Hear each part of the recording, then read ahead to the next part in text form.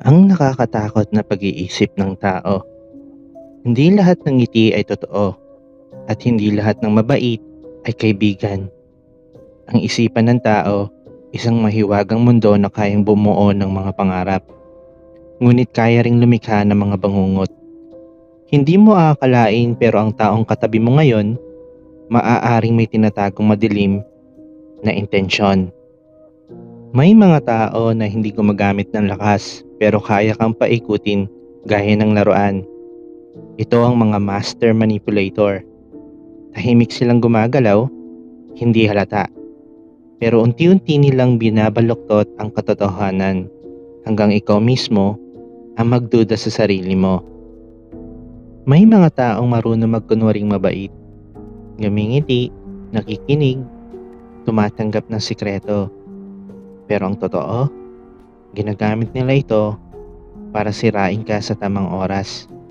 Hindi sila nakakatakot sa anyo, pero nakakatakot sila sa loob.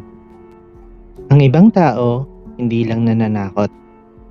Ginagamit nila ang guilt, ang takot, at ang kahinaan mo para makuha ang gusto nila.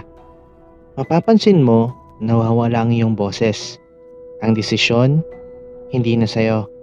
Lahat ng kilos mo, kontrolado na nila. Alalahanin na ang pagkontrol ay hindi pagmamahal. Hindi lahat ng baliw ay sumisigaw sa kalsada. Ang iba, nakakurbata. May trabaho, may posisyon. Ayon sa pag-aaral, ang ilang psychopaths ay hindi mamamatay tao. Pero sila'y malamig, walang empathy, at kayang gumawa ng desisyon. Nasisira sa buhay ng iba nang walang kahit anong konsensya. Mahirap makita ang tunay na kulay ng tao. Pero tandaan mo, ang pinaka nakakatakot na halimaw ay yung marunong ngumiti. Ang tunay na panganib ay hindi laging halata. Paano mo proprotektahan ang sarili mo? Ang kaalaman ay sandata.